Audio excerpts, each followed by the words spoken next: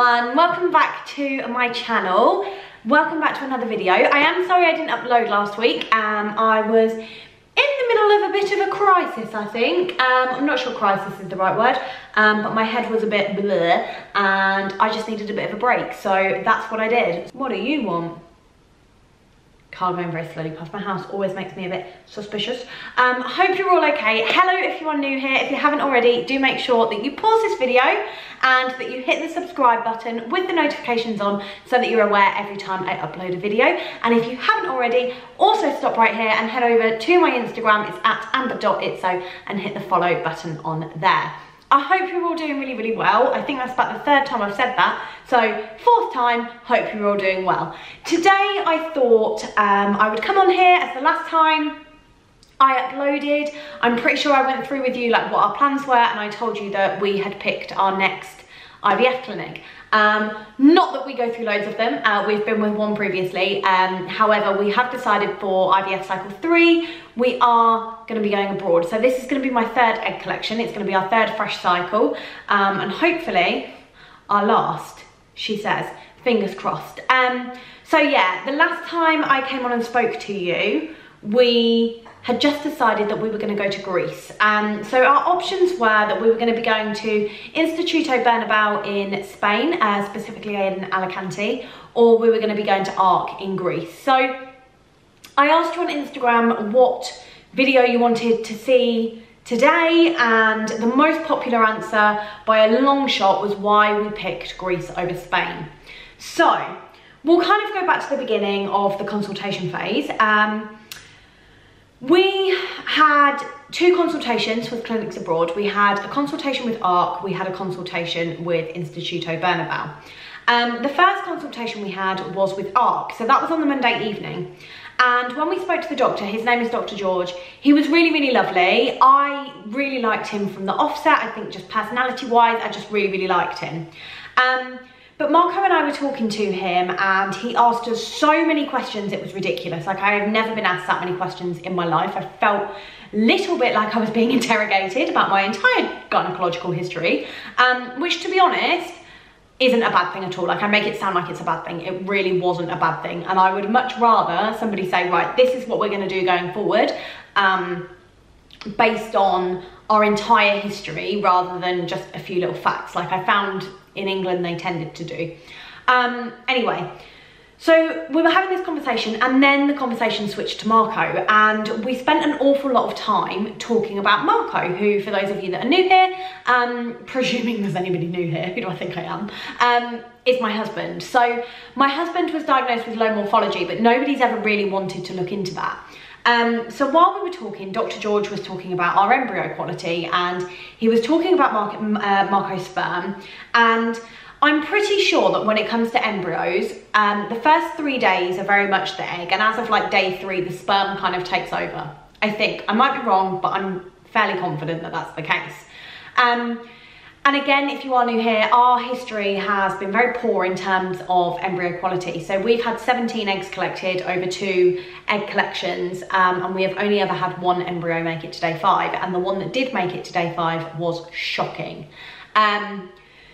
So when we were speaking to Dr. George, he was really interested in Marco, and his first suggestion was that we had a DNA fragmentation test done for Marco, which I found really interesting because with our very first clinic, they spoke about a DNA fragmentation test and they said, yeah, we think it might be to do with the DNA fragmentation, and that might be the reason that your embryos aren't doing very well, but we don't see the point in testing, because if you do test and it does come back fragmented, then at the end of the day, all it's going to be is, the only thing, like, nothing will change, like it will still be ICSI.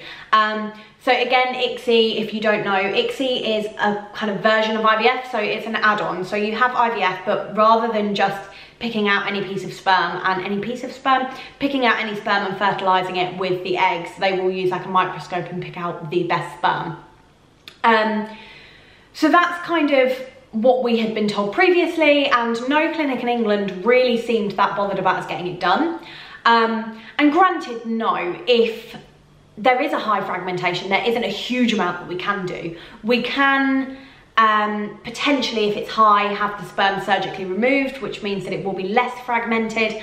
But really, there isn't a huge amount that we can do. However, what we can do is then speak to a urologist and see whether or not there's any infection or anything like that, which could help improve the morphology. So that was his first suggestion. And then he started speaking about me, and he started speaking about Pixie, which again is another add-on. So rather than just ICSI, what it means, see, I'm still trying to get my head around this myself, so I'm going to try and do this in like layman's terms, in a way that I understand it anyway. So it effectively means that when they fertilise the sperm and the egg, they put it into like a petri dish that has a certain gel in it that almost helps it stick and helps the embryo fertilise. So that is what he wanted to do. He also mentioned something else, and I want to call it Zymote. If it's not Zymote, it's Zygote. Yeah, so I just did a bit of a Google, and Zymote is effectively another way for them to pick the best sperm and just ensure that the sperm is the healthiest that they can pick. So they're picking the best ones. So again, it's just an add-on to ICSI. But Pixie was something I had really been looking into in the UK anyway, and when our last cycle failed, I was really into looking at IMSI, Pixie, and all these different add-ons. So when he said that, I was like, yes, I really like the sound of this. I like where this is going. He also wanted, so I have never had my AMH tested, ever, throughout any of my cycles. But this time, he wanted me to have my AMH tested. He wanted my vitamin D, my vitamin B12, my thyroid. So he wanted all of these blood tests doing ASAP. And he also wanted a vaginal microbiome. Might have said that wrong as well. But effectively a vaginal swab to make sure that I didn't have any infections. And I'll talk to you a little bit about that kind of when I've explained why we picked this clinic. Because I found it really interesting. But we got off that call and I felt confident and I felt really good about what he'd said and really trusting of him, and just thought he was a really nice person, which did kind of, I mean, it did help. It really helped. Anyway, the following day we had a consultation with Instituto Bernabeu. And don't get me wrong, he was great. He was, again, asking loads of really thorough questions, was looking at our entire history, and I mean through to like my parents' fertility and Marco's parents' fertility and all of the rest of it. So like my sister and his brothers, and they were asking us so many questions, so it was so in depth.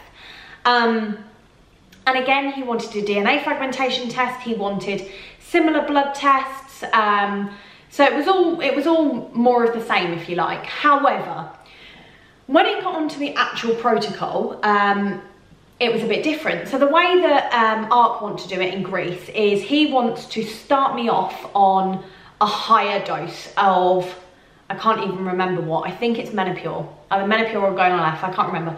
But either way, he wants to start me off on a much higher dose, so straight away, I am getting as many follicles as I possibly can, but then to make sure that I'm not overstimulated or anything like that, he then wants to reduce as we go, which almost forces me to mature them on my own. So that is what the plan is. Whereas with Spain, he wanted to keep me on a similar dose to what I've already been on, slightly higher, but not as high as Greece. I wanted a higher dose. I said this from day dot. I didn't really want to be on short protocol. Both of them want me on short protocol. But I was willing to go on short protocol if my dose was high enough. Because in my opinion, for somebody with PCOS, I'm not getting enough eggs. So we were talking to the doctor in Spain, and Dr. Castillo, I think his name was, and we were having a conversation, and like I say, the protocols were very similar other than the fact that he didn't want me on as high a dose. But then it got a bit tricky, because what he wanted to do was a freeze-all cycle. So he wanted to do the egg collection, to fertilise, but he wanted to do genetic testing. So he wanted us to do, even before we started, he wanted us to do some certain tests. So one of them was karyotyping. He wanted Marco to do a test called tunnel and another test called fish. So what they effectively meant were that the chromosomes and the genetics of the sperm and myself were going to be tested, because he thought it was a he believed that it was a genetic problem, and that was why we weren't getting the eggs that we were getting. Which is why our embryos weren't doing very well. And then what he wanted to do was, when the embryos got to day 5, he wanted to do PGTA testing, which again is a form of genetic testing, and then do a frozen transfer a couple of months later, or the next cycle, or however long it took.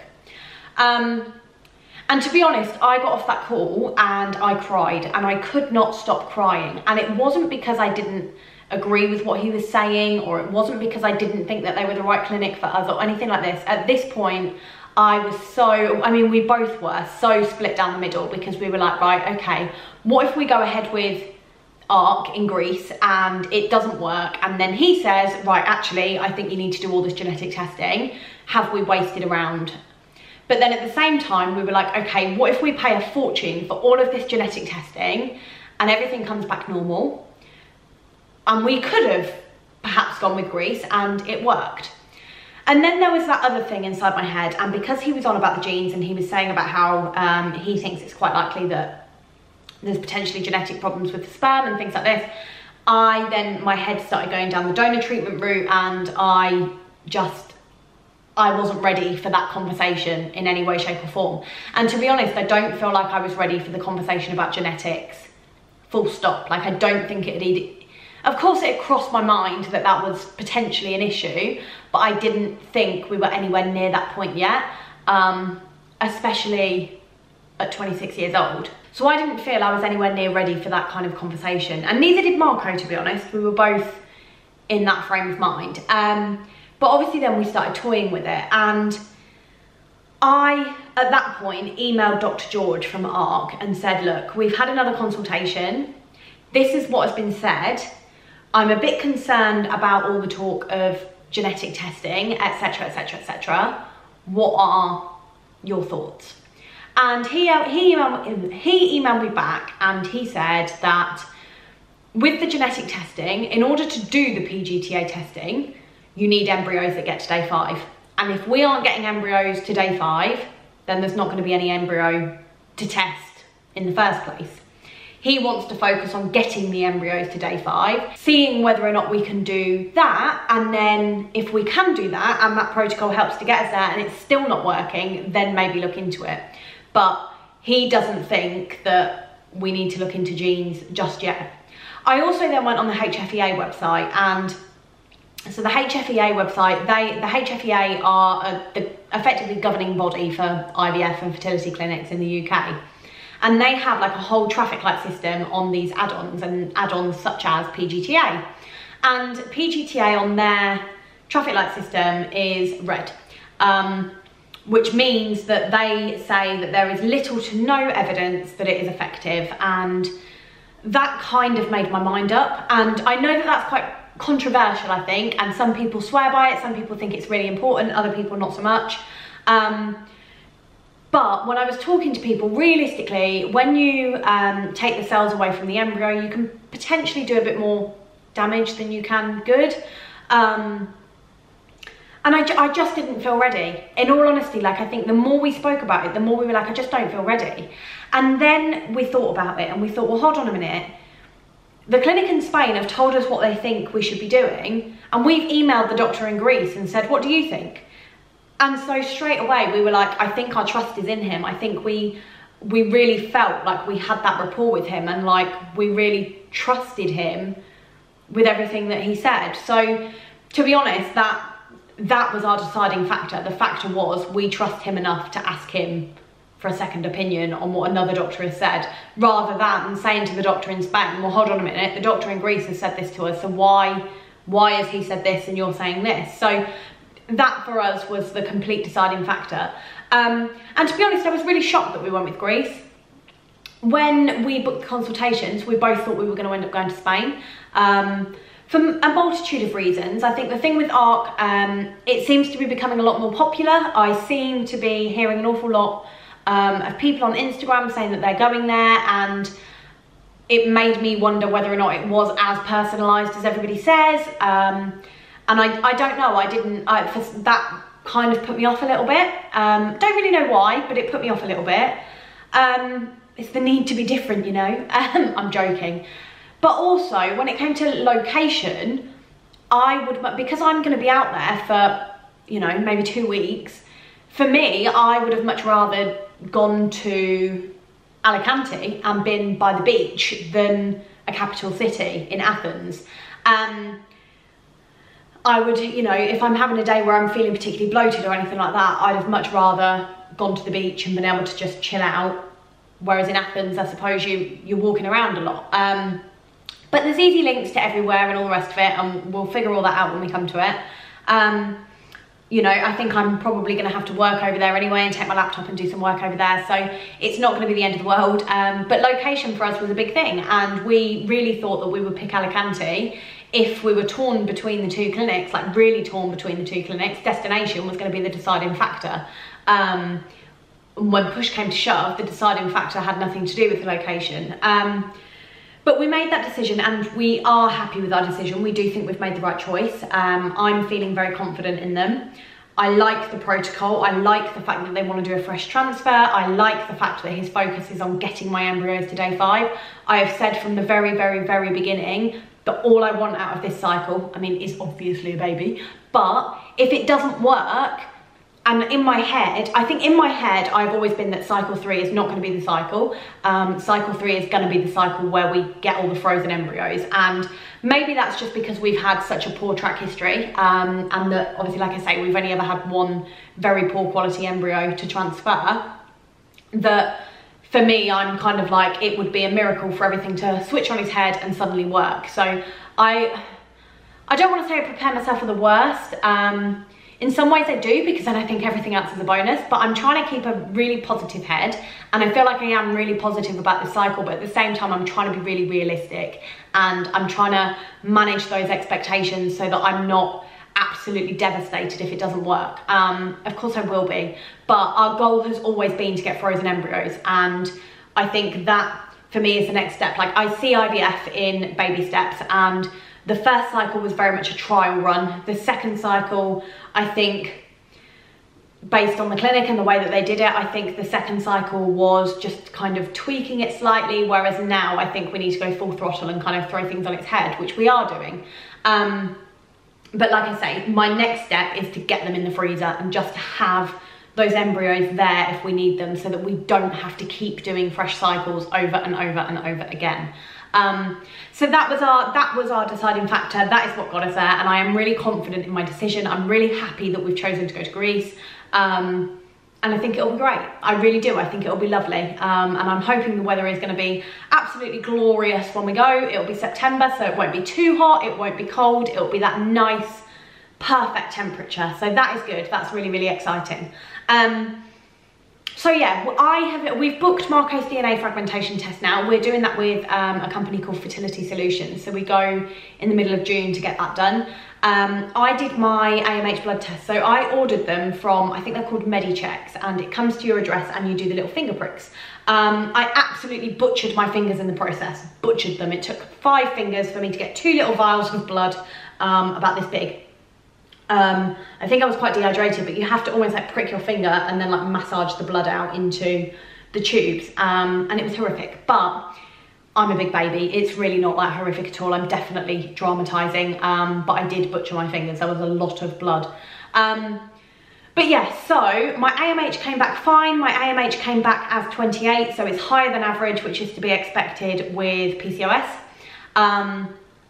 My thyroid came back normal, my vitamin B12 came back normal, which I was really surprised at. I've been taking vitamin B12 supplements because around the time of my period, I get really like tired and lethargic and my mouth gets really ulcery. And the B12 tablets did seem to sort that out. And I didn't take the tablets for 7 days before I did the test. So I don't know. But my vitamin D did come back very low. And so I am now taking, I think it's something like 2,000 milligrams of vitamin D a day in order to get that up, because that was extremely low, which isn't isn't good at all. So that's what I'm doing there. I'm waiting on, I then did the vaginal swab, which was an in vivo test, which Dr. George, so which ARC, I had to have like a certain clinic code for that. And I sent those 2 swabs off. And then I did Googling, which was a really bad idea. So before you do the swabs, you have to take a pH level, and my pH level came back slightly high. And when I Googled that, it was like, oh, it's a sign of infection and X, Y, Z. Now, I used to really suffer with BV. And for those of you that don't know, it's bacterial vaginosis, which sounds gross. It's not an STI or anything like that. It is just a bacterial infection. And I used to get that quite a lot. And when I went to see my GP, I was told, just get some stuff over the counter and off you go. What I didn't know was that if you have it more than once, you need a course of antibiotics, which I never had. And if it's not treated, it can cause pelvic inflammatory disease, which can also cause your fallopian tubes to block. So obviously in my head, I then went into panic mode and started thinking, oh my God, it's this that caused my tubes to block, and as a result, I now don't have any fallopian tubes because I've got pelvic inflammatory disease. I then started Googling pelvic inflammatory disease, and it was saying about how you get painful periods and it hurts when you have sex, and there were all these symptoms that I was sat there reading to Marco going, help, like this is I fit this bill. And the reason I went for the laparoscopy in the first place was because I fitted all those symptoms and they thought I had endometriosis. So there's part of me that's gone into total panic mode, in all honesty. So I'm really looking forward to getting those results with Dr. George so I can have that conversation. It might be absolutely nothing, but then there's part of me that's like, if I have lost my fallopian tubes due to medical negligence on that behalf, I would be fuming. But then again, I think I'm probably overreacting because I do that best. But yeah, so that's where we're at. And that is why we picked ARC over Instituto Bernabeu. In all honesty, I think they are both fantastic clinics. I do not have a bad word to say about Bernabeu from our experience. They were so thorough. I just wasn't ready to go down that treatment path. I think that treatment path almost felt like I was skipping a few steps in between. It's like leveling up and then leveling up 3 times. And for me, I just wasn't ready to go down that route at all. And so for us, we had to go with our gut. And our gut on this occasion was going with ARC. So we're hoping towards the end of the year. I had my COVID jab on Thursday. So I will have had both jabs before we go, which I'm really happy about. I was quite nervous about going without it. So we are on track for when we want to go, which is a really good thing. So yeah, we'll be going towards the end of the year and I'm very, very excited. So now it all just comes down to when we've got the money saved. And yeah, so that's that. Anyway, I am gonna go and have a takeaway. I'm gonna do a video soon on how I am preparing for this cycle because I intend on losing that 3.5 stone before we go. So I have kind of like a method in place to do that. I'm taking certain supplements, blah, blah, blah, blah, blah. There's a lot that we're doing to prepare for that. But I am also doing a series of vlogs about trying to conceive for the Positive Birth Company. So if you haven't already, you can head over there and check out some of the vlogs that I've done for them so far. So there will be a lot of kind of cross content. There'll be new content over there that isn't available here, and there'll be content here that isn't available there. So lots of things to look forward to, lots of preparation. Obviously not all my videos are TTC and IVF related, but at the moment kind of consumes my life. So I don't really have a great deal more to talk about. But yeah, I hope you're all okay. I hope you've enjoyed this video. Like I said, if you haven't already, do hit the subscribe button and do head over and follow me on Instagram, and you will see me there during the week. I'm also starting to use TikTok a little bit more. Don't know if this is a thing or if I am just, you know, trying to hold on to my youth, painfully aware of the fact that I'm heading further and further towards 30. So yeah, I don't know. Sometimes I scroll through videos and I'm like, oh my God, I'm far too old for TikTok. But it is what it is. Anyway, have a great week and I will see you next Sunday for another video, and I will see you through the week on Instagram. So have a fantastic Sunday and yeah, goodbye. You are the weakest link. Goodbye.